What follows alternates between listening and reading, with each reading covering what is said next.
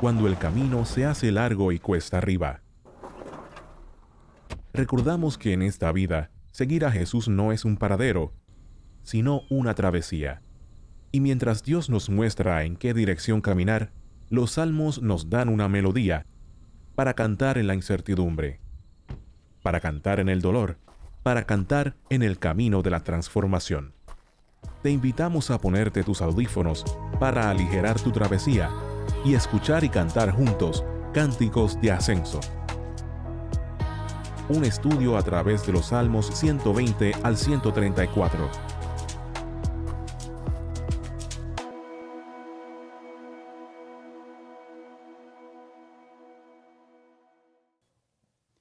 Buenos días a todos, que el Señor les bendiga. Bienvenidos a Crosspoint Español. A los que están con nosotros en esta mañana, que agradecido estoy porque estén con nosotros. Gracias por traer la iglesia a esta cancha. A los que están viendo esta transmisión, muchas gracias por estar en sintonía. Y ya sea que estén con nosotros aquí de manera presencial o que estén sintonizando nuestra transmisión, para mí de verdad es muy importante que todavía en este punto estemos compartiendo. Que estemos persistiendo en continuar juntos y que no nos rindamos, porque eso quiere decir que todavía nosotros estamos compartiendo este camino difícil y este camino extraño que ha sido este año 2020. Un año que de verdad nos ha puesto a todos a prueba. Y estoy seguro que todos aquí añoramos volver a la normalidad. Queremos volver a como eran nuestras vidas antes de que comenzara este peregrinaje para el cual ninguno de nosotros se apuntó. Yo no sé usted, yo no me apunté. Si alguno de ustedes pidió esto, por favor, quiero hablar con usted después del servicio. Pero si tú estás entre los que anhelan un alivio, si tú estás entre los que anhelan un final a esta temporada y te sientes como si todavía no pudieras ver esa lucecita al final del túnel, yo quiero que sepas que el Dios que te creó, yo quiero que sepas que el Dios que te conoció, yo quiero que sepas que el Dios que te amó desde antes de nacer, Él conoce el cansancio que hay en tu corazón. Y no es casualidad que la serie que estamos cubriendo en esta temporada, Cánticos de Ascenso, es una serie que está basada en unos salmos que fueron diseñados precisamente para fortalecer el corazón de peregrinos que estaban de camino a Jerusalén y podían estar perdiendo su sentido personal de perspectiva. Porque nosotros podemos perder esa perspectiva cuando pasamos por circunstancias difíciles, por un periodo extendido de tiempo. Una vez más les recuerdo, como dice en Proverbios 13:12, la esperanza que se demora enferma el corazón. Es una realidad, está en la palabra del Señor. Yo no sé si ustedes se acuerdan que cuando esta pandemia comenzó, los expertos decían que solo se iban a necesitar 2 semanas de cuarentena para aplanar la curva. ¿Quiénes se acuerdan de eso? Bueno, pues ya han pasado 7 meses desde que se acabaron esas 2 semanas. Eso es lo que yo llamaría una esperanza demorada, ¿verdad? A la luz de esa realidad, pues tenemos que interrogarnos a nosotros mismos, tenemos que interrogar nuestros corazones. ¿Qué efecto está teniendo esta situación en nosotros? ¿Cómo se encuentran nuestros corazones? ¿Cómo nos estamos tratando mutuamente? ¿Qué impacto ha tenido esta temporada de nuestras vidas en nuestras relaciones interpersonales y nuestra relación con Dios? Porque yo le puedo garantizar que si usted no ha estado pendiente a esas preguntas, todas esas facetas de su vida ya han sido afectadas negativamente. Aunque nosotros no sabemos lo que le estaba pasando específicamente, el salmista, el autor anónimo del salmo que vamos a cubrir esta mañana, él también estaba deseando que llegaran días mejores. Y si usted es como yo, si usted es una persona que es más sentimental que analítica, Y gracias al Señor por esos dos tipos de personas. Pero si usted es como yo, más sentimental que analítico, pues este salmo es muy importante y nos va a ser de mucha ayuda. Y si usted es analítico, pues también le va a ser de ayuda, no se preocupe. Porque en medio del sufrimiento que el salmista estaba pasando y en medio de la añoranza que estaba partiéndole el corazón al salmista, vamos a ver que él, en vez de dar rienda suelta a la desesperación que sentía, él más bien maneja sus sentimientos con firmeza y con autoridad. Él se apodera de su corazón.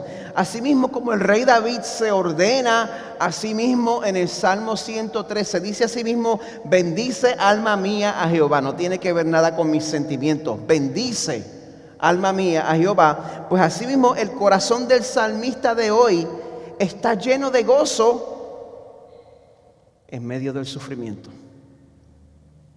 ¿Saben por qué? Porque como van a ver, el salmista no era esclavo de las desgracias del pasado.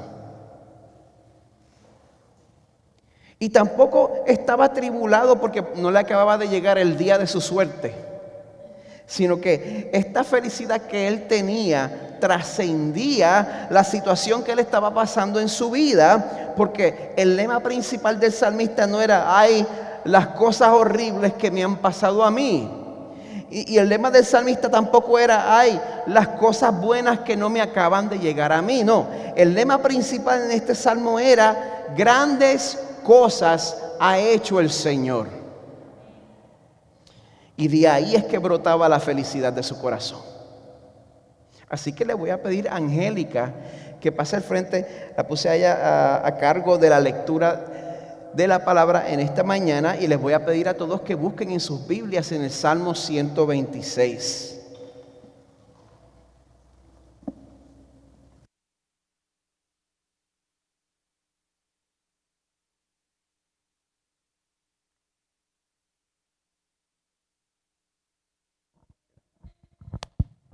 Buenos días a todos. Esta es la primera vez que voy a hacer una lectura, pero le pido al Señor que disponga nuestros corazones. Salmo 126. Gratitud por el regreso de la cautividad. Cuando el Señor hizo volver a los cautivos de Sión, éramos como los que sueñan. Entonces nuestra boca se llenó de risa y nuestra lengua de gritos de alegría. Entonces dijeron entre las naciones: grandes cosas ha hecho el Señor con ellos.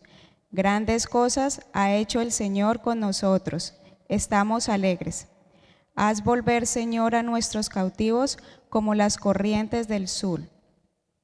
Los que siembran con lágrimas segarán con gritos de júbilo. El que con lágrimas anda llevando la semilla de la siembra, en verdad volverá con gritos de alegría, trayendo sus gavillas. Señor y Padre Celestial, en esta hora queremos alabarte y honrar tu nombre. Te pedimos que sea tu presencia acompañándonos en este servicio. Te pido que seas tú hablando a través del pastor, disponiendo nuestros corazones para recibir tu palabra. Transfórmanos en el nombre de Cristo Jesús. Amén.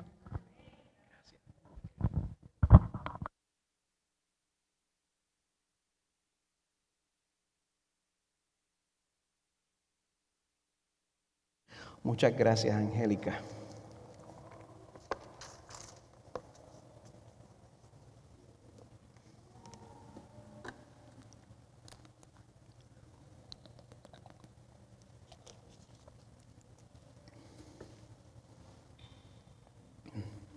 La gran mayoría de nosotros estamos de acuerdo con que los siguientes logros que les voy a decir pues figuran entre los logros más difíciles. Número 1 está la maniobra de patinaje llamada el triple axel. Y aquí yo aprendí algo. Yo juraba que era axel, la palabra en inglés de eje, porque da vuelta. Pero no es axel de eje, es el nombre Axel, A-X-E-L, porque es en honor a una persona, el triple axel. Y en esta maniobra, estoy seguro que todos la han visto, el patinador se impulsa en un salto a toda velocidad y mientras esté en el aire, pues da 3 o hasta 4 vueltas da hoy, y esas personas están en el aire. Pues, ¿qué sucede? Tonya Harding fue la primera patinadora estadounidense en completar esa maniobra en una competencia, que es donde cuenta. Ella fue la primera en hacerlo en el Campeonato de Estados Unidos del 1991. Yo me acuerdo de eso. Y pasaron otros 10 años antes de que otra patinadora tan siquiera lo intentara. Así que el triple axel es uno de los logros más difíciles para cualquier persona. Bueno, próximo, yo quiero nominar personalmente como el logro más difícil, doblar correctamente una sábana con elástico. ¿Quiénes de ustedes saben hacer eso? Levante su mano. ¡Wow! Luque. Señalándome, Abril me enseñó. Yo sé cómo se siente. Ustedes los que levantaron su mano, que a mí el 100% de las pocas veces a lo largo de mi vida que me ha tocado hacerlo, pues mi sábana queda como la de arriba. Pues sepa que usted se ha ganado mi respeto. Pero ninguno de esos dos logros se compara al logro más difícil de todos. Y el logro más difícil de todos es obedecer consistentemente el mandamiento que encontramos en Filipenses 4:4. En ese texto, el apóstol Pablo exhorta a la iglesia en Filipos de la siguiente manera. Les dice: regocíjense en el Señor siempre. Otra vez lo diré, regocíjense. ¿Quiénes de ustedes están de acuerdo conmigo cuando digo que ese es uno de los mandamientos más difíciles de obedecer? Y yo les digo, yo no soy una persona criada, yo soy una persona que le encanta reír cuando usted me conoce. Pero mi problema no es con alegrarse, mi problema es con esa palabrita que está subrayada, siempre. Y en la palabra de Dios, en la Biblia, las palabras no se desperdician. Cada palabra que está en la Biblia está ahí por una razón. Regocíjense en el Señor siempre. Cuando las cosas te van bien, cuando te metiste en una situación que te va a costar un montón de dinero. Cuando estás saludable, cuando no estás tan saludable. Cuando las cosas te van bien y cuando te peleaste con tu esposo, tu esposa, etc. Regocíjate en el Señor siempre. Hay momentos en que eso no parece ser una expectativa realista, ¿verdad? Tú esperas que yo llegue a la iglesia contento después de la clase de pelea que yo he tenido con mi mujer en la casa, en que me la comí con mis palabras. Especialmente en estos tiempos de incertidumbre y de controversia. Uno se pregunta si el apóstol Pablo de verdad sabía de lo que estaba hablando, si él tendría la capacidad, si lo metieran en una máquina del tiempo y lo dejaran en el 2020, uno se pregunta si el apóstol Pablo tendría la capacidad de aguantar los estreses y las presiones que nosotros tenemos que aguantar hoy en día. Ciertamente, pues el apóstol Pablo no tuvo que pasar por una pandemia global. Ciertamente, el apóstol Pablo no tuvo que experimentar un año electoral como este. ¿No creen?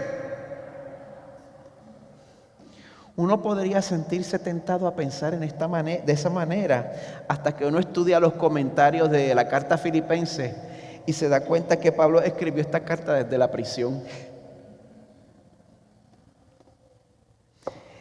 Eso significa que si hay alguien calificado para llamarnos a cuentas en este asunto, era el apóstol Pablo.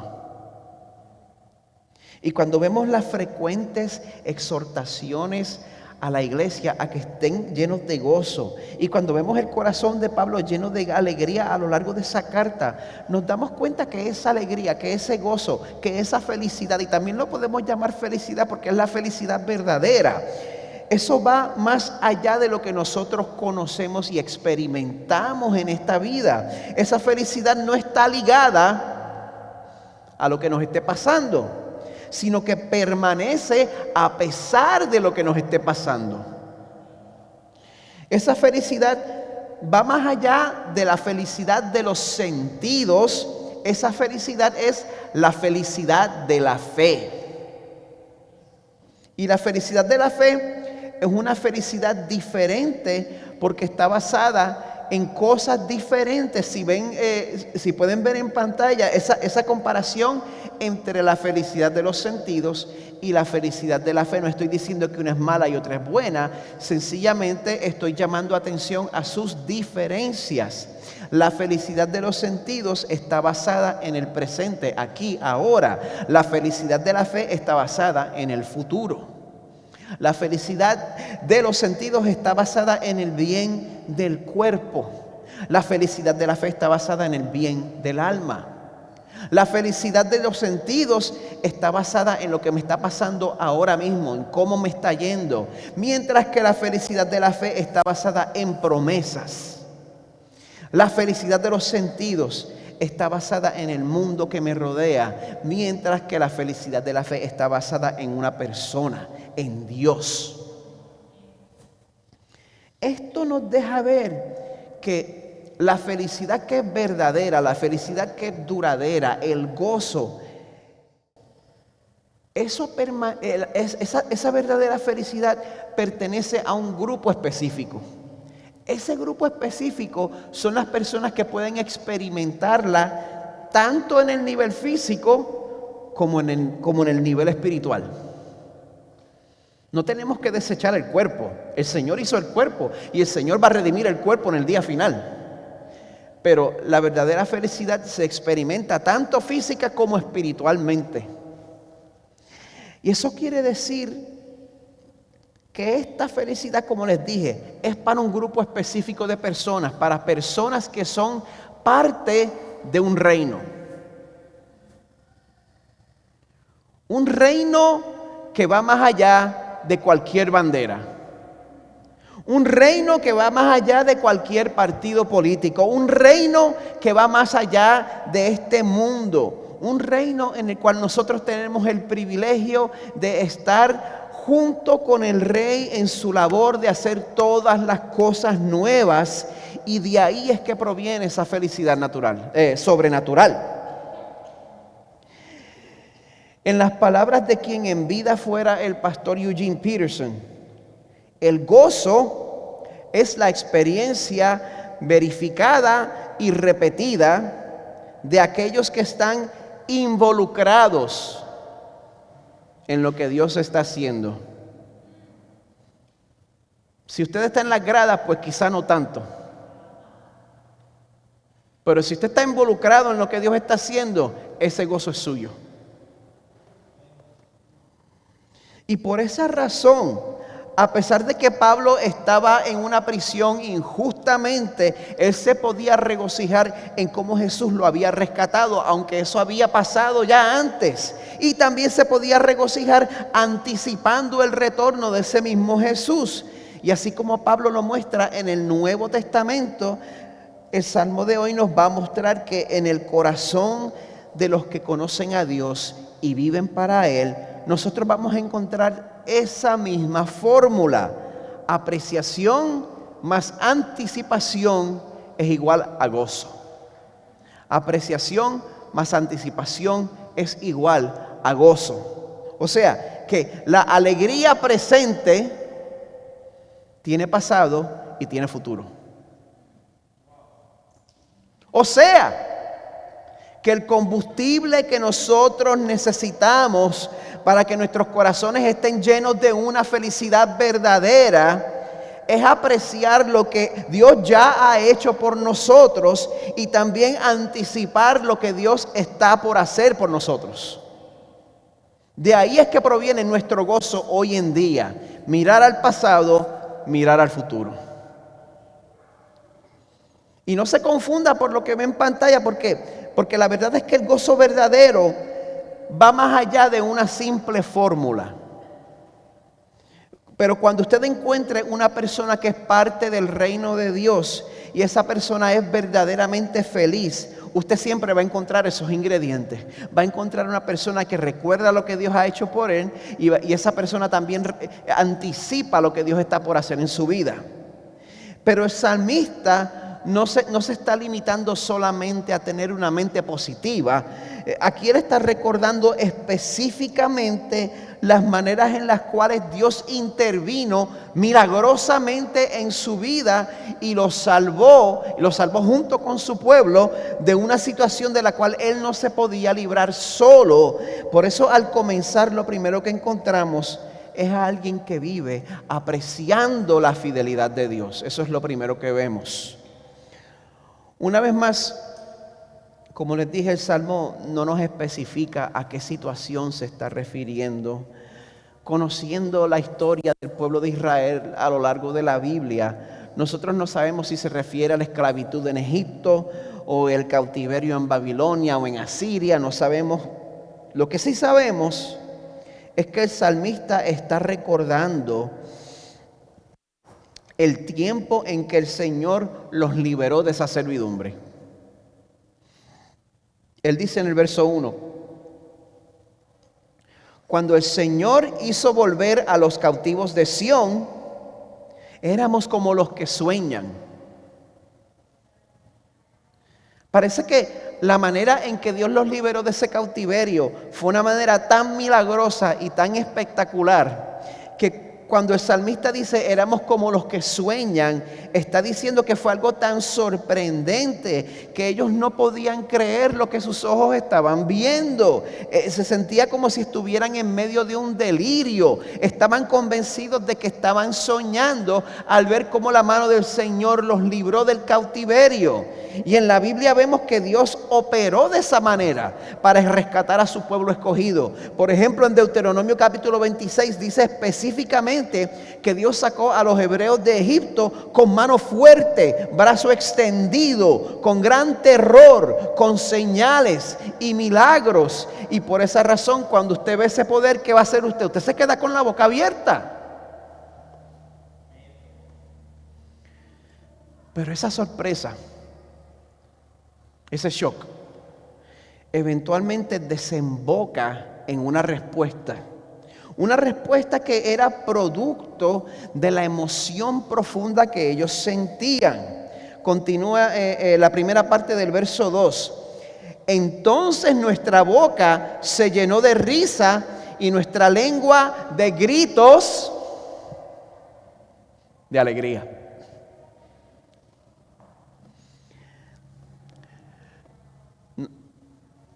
Muchos de ustedes me conocen. Yo me crié en un ambiente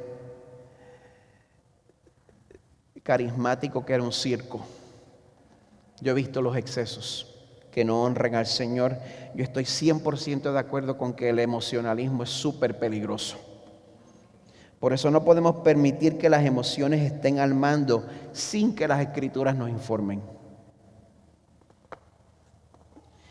Pero las emociones también son parte de cómo Dios nos creó. Dios es sabio. Y también son parte de la manera en que Dios en su palabra desea que nosotros respondamos a su salvación. Cuando yo leo esta frase, lo menos que yo puedo sacar de aquí es que si yo he experimentado, si usted ha experimentado, si nosotros hemos experimentado lo que es recibir liberación de parte del Señor. ¿Quiénes de ustedes han experimentado lo que es recibir liberación de parte del Señor? De cualquier clase. Si usted antes era cautivo de algo, de algún tipo de vicio, sea de drogas, de pornografía, si usted antes era cautivo de algún pecado habitual que usted no podía dejar atrás, si usted tenía un genio, una personalidad iracunda, si usted era violento, si usted tenía una compulsión para robar, pero el Señor lo ha liberado de eso. Si usted antes era cautivo de la ignorancia bíblica, pero el Señor le ha dado la oportunidad para estudiar su palabra para que ahora no le metan gato por liebre. Si usted antes era cautivo de un corazón adúltero, pero el Señor ha rescatado su matrimonio de la destrucción segura y lo ha restaurado. Si usted era cautivo de sus caprichos y se había convertido en un manipulador, en una manipuladora y que había perdido toda su credibilidad con la gente, pero hoy Dios le está enseñando a decir la verdad y a poner a los demás primero. ¿Hay alguien más que me falte aquí?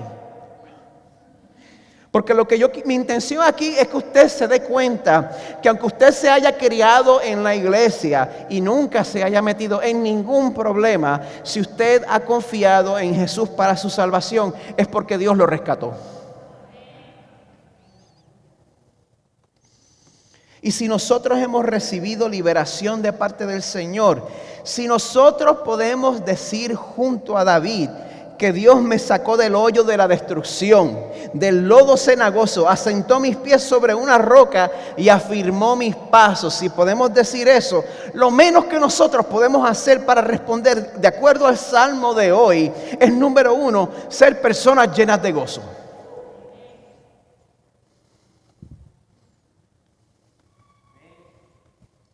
Porque ser un agriado no es una señal de piedad. Porque ser una persona inaccesible no es señal de piedad. Número uno, podemos ser personas llenas de gozo. Y número dos, aunque hay momentos para adorar al Señor con solemnidad y temor, la Biblia también indica que debemos celebrar nuestra liberación de una manera expresiva, literalmente con gritos de alegría. Por eso todos los domingos nosotros comenzamos recordando que Dios nos salvó, que Dios nos rescató gratuitamente en nuestro momento de mayor necesidad. Y este no es el momento para retraerse. Ese es el momento para que su lengua se llene de gritos de alegría. Y yo no soy como los otros pastores reformados. Yo subo la música. A mí me gusta subir el volumen de la banda los domingos por la mañana. Así que si usted canta feo, no se preocupe porque nadie lo va a oír. Y suene como suene su voz, Jesús perfecciona su alabanza. Y para Dios Padre, esa alabanza expresiva es una ofrenda agradable. Y yo soy el más feo que canta de todos y tengo el micrófono puesto. Así que, amada iglesia, hay que celebrar. Porque el mundo puede rechazar su predicación. El mundo puede rechazar su razonamiento. El mundo puede rechazar su apologética. Pero cuando nos ven celebrando y nosotros explicamos que nosotros vivimos vidas de celebración porque antes estábamos bajo cautividad, pero ahora Dios hizo volver a los cautivos. Ahora Dios nos ha librado de las cadenas de las cuales nosotros no nos podíamos librar con nuestras propias fuerzas. Entonces al mundo no le queda más remedio que admitir, que reconocer el cambio que Dios ha hecho en nosotros. No les queda otra. Por eso dice el resto del verso 2. Entonces dijeron entre las naciones, grandes cosas ha hecho el Señor con ellos. No les queda más remedio. Si aún los paganos se dan cuenta y lo reconocen y hasta sin querer alaban a Dios, nuestro deber es también reconocerlo y hacer eco de lo que ellos dicen, como ven en el verso 3. Y que básicamente el salmista está diciendo, ¿saben qué, paganos?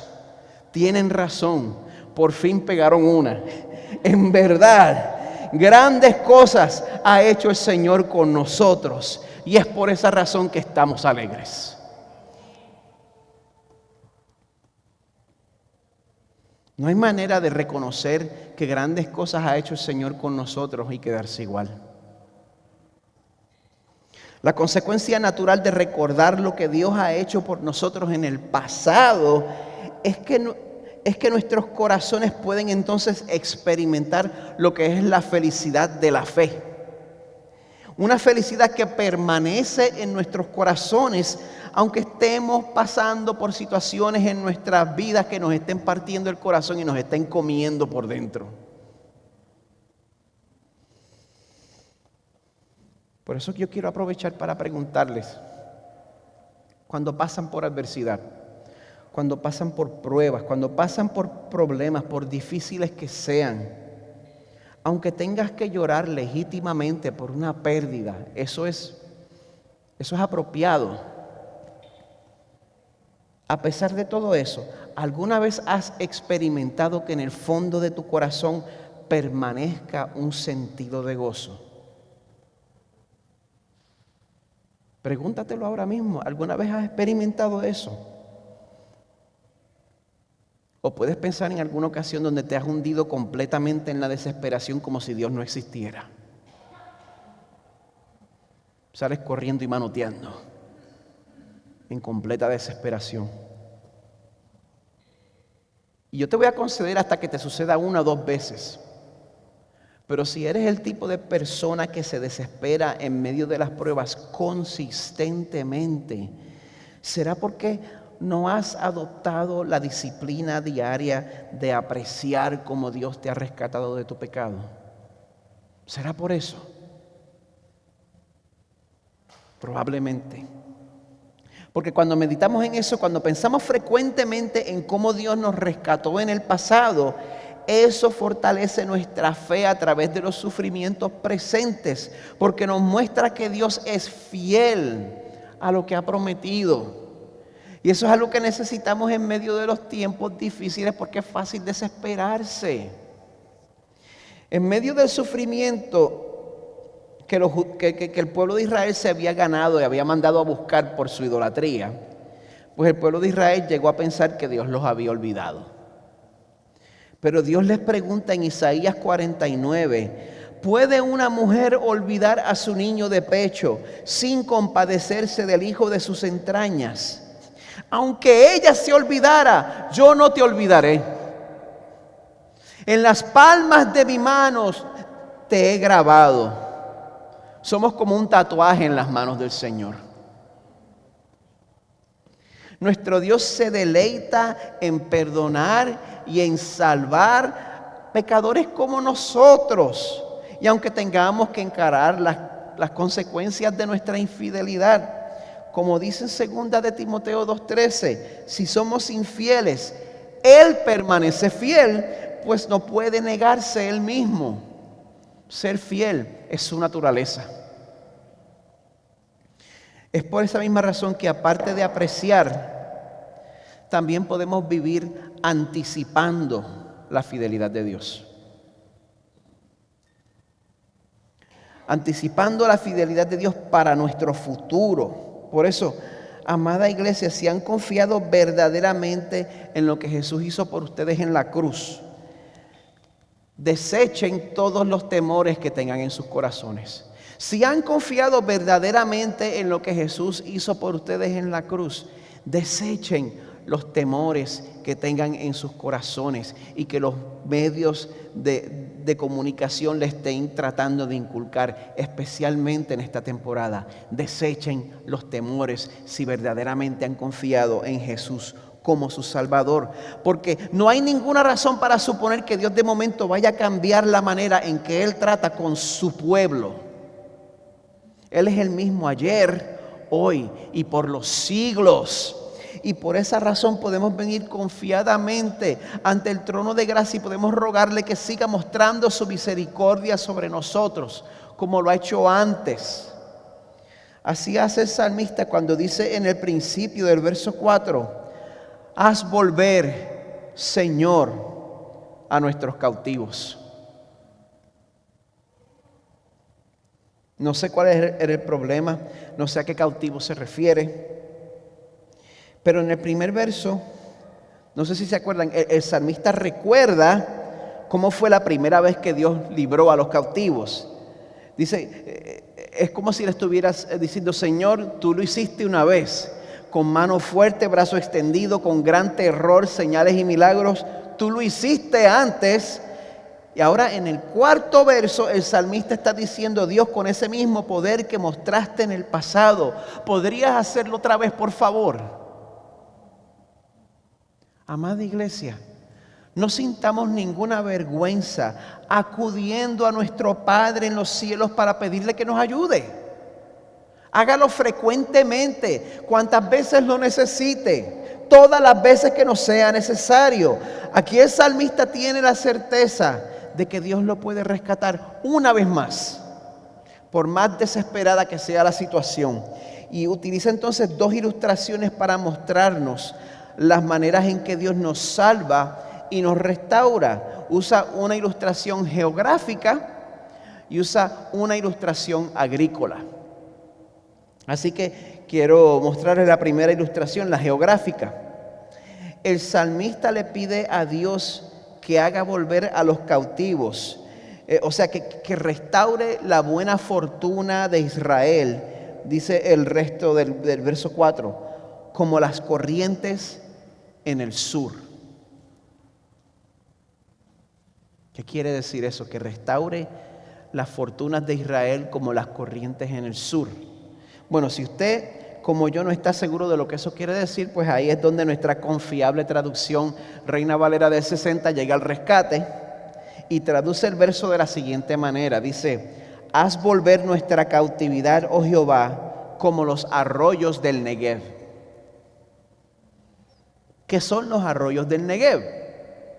Gracias por preguntar.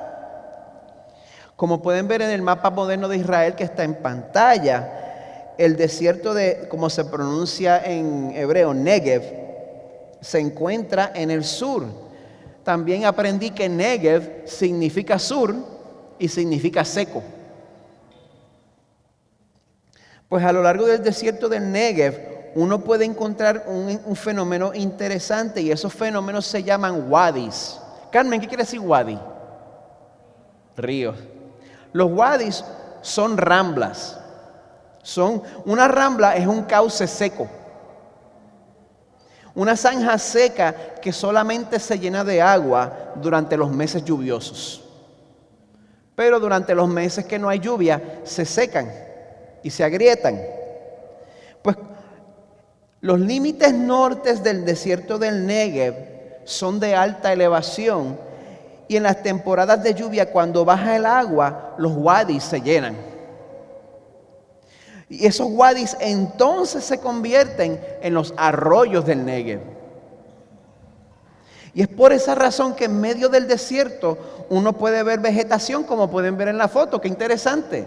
En medio de tanta sequedad hay un arroyo y hay vegetación alrededor. Y es por esa razón que en medio de los desiertos que nosotros pasamos a través de nuestra vida, porque mire que a nosotros nos toca pasar desiertos. Mire que el 2020 es una clase de desierto, gente. Los que no tienen esperanza en Cristo, cuando les toca pasar un desierto, se mueren de sed. Pero el que confía en Jehová, por más seco que se vea el desierto alrededor de nosotros, puede florecer como un árbol plantado junto a corrientes de agua, que da su fruto a su tiempo y su hoja no cae.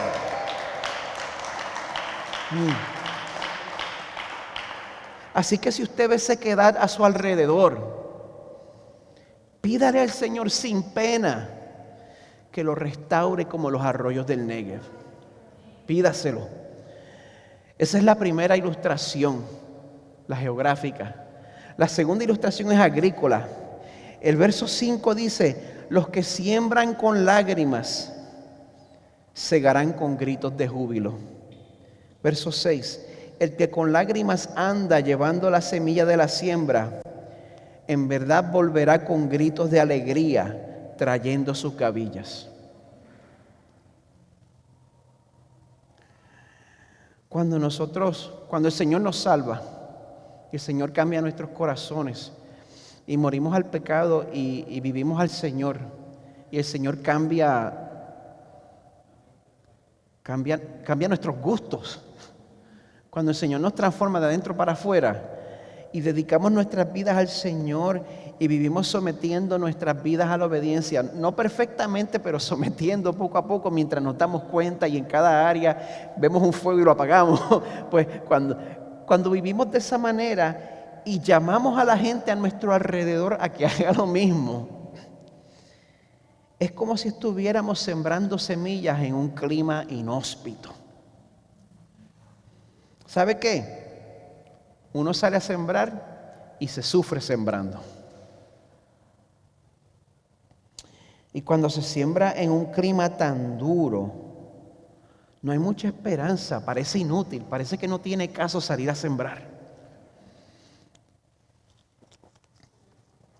Pareciera que todo está en contra nuestra. De hecho, en Mateo 13, cuando Jesús compara el que predica el evangelio con un sembrador, habla de la parábola del sembrador. Preste atención. La semilla del Evangelio cae en 4 tipos distintos de suelos. Y de esos 4 suelos, solo surte efecto verdadero en uno.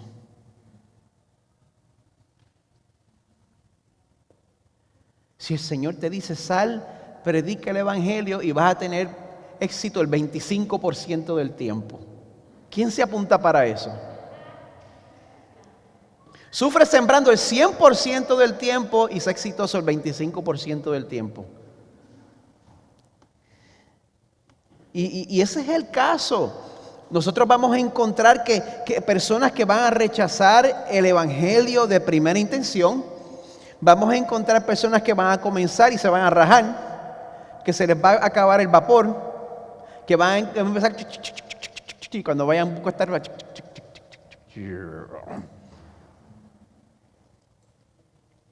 los corazones en los cuales el Evangelio surte un efecto duradero son la minoría de las personas a quien ustedes le predican. Ahora, ¿sabe usted quién es? Yo tampoco.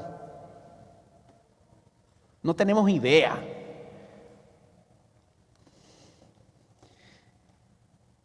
Y encima de todo eso, cuando Dios dice que es hora de cosechar, no hay quien se meta en el medio. Cuando Dios dice, vamos a cosechar ahora, no hay quien lo impida. De repente cae la lluvia, la semilla germina, el grano crece y la cosecha es increíble. Pero la verdad es que en esta vida, las semillas que vamos a sembrar van a estar mezcladas con nuestras lágrimas. Y aunque nosotros no podemos controlar cómo la gente va a responder a nuestra proclamación del Evangelio, el suelo donde nosotros sembramos nuestras lágrimas, porque esas semillas van junto con nuestras lágrimas, el suelo donde nosotros sembramos nuestras lágrimas, nuestros sufrimientos, ese suelo puede determinar si nuestro sufrimiento se va a desperdiciar o si vamos a volver con gritos de alegría. ¿Me explico?